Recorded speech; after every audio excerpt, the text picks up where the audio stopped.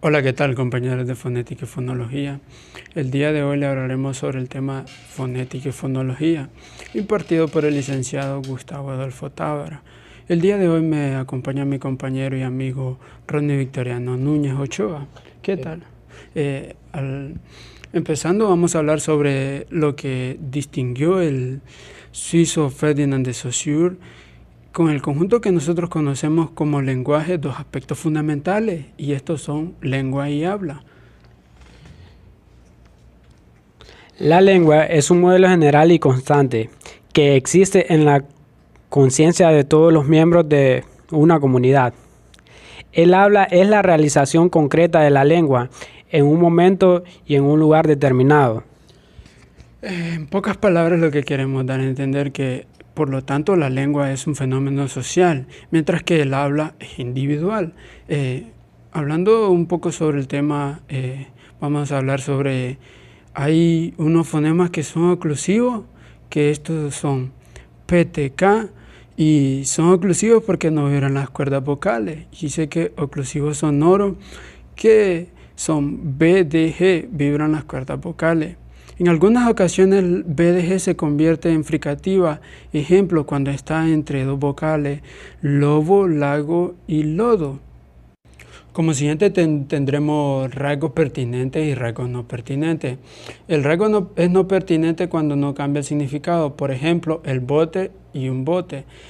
Siempre estamos hablando sobre el bote, solo cambia él con... El rasgo es pertinente cuando cambia el significado, por ejemplo, poca. Solo se le cambia el fonema P por la B, ya cambia el significado y sería boca. Esto ya sería algo diferente porque B y P son bilabial y son, una es sorda y la otra es sonora. Dice que como siguiente el fonema es la unidad fonológica más pequeña en que puede dividirse un conjunto fónico, recibe el nombre de fonema.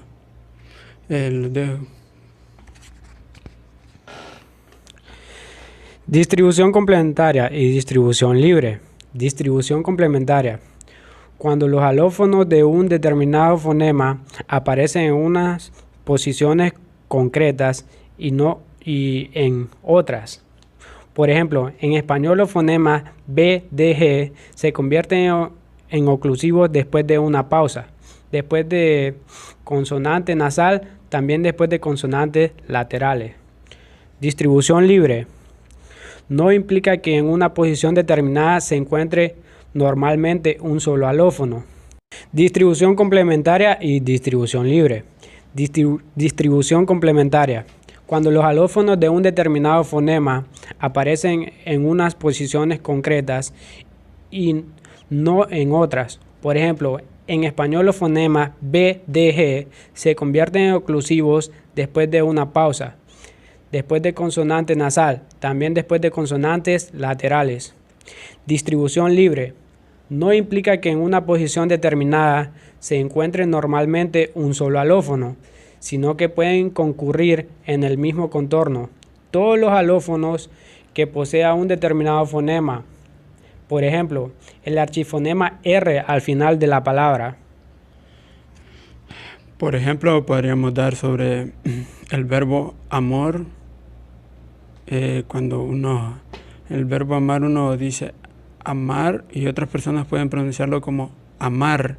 Entonces el archifonema ahí se escribe con R mayúscula.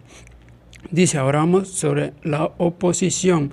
La relación que existe con dos fonemas conmutables recibe el nombre de oposición.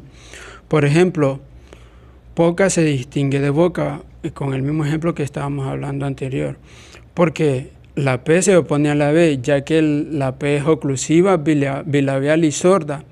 La B también es oclusiva, bilabial, pero es sonora. Esto cambia el significado, porque no es lo mismo decir tengo poca ropa, tengo la boca llena. Seguimos con neutralización. Cuando en ciertas posiciones dos fonemas pierden su función distintiva, se dice que se neutralizan. Por ejemplo, la distinción entre la vibrante simple R y la vibrante múltiple. implica una diferenciación significativa en interior. Por ejemplo, pero con perro, coro y corro. Y si es al final queda neutralizada, como anteriormente estábamos dando el ejemplo, con amar, entonces allí se convierte en archifonema y se escribe con R mayúscula. Bueno, compañeros, espero les haya servido. Nos vemos en la próxima videoclase. Hasta pronto.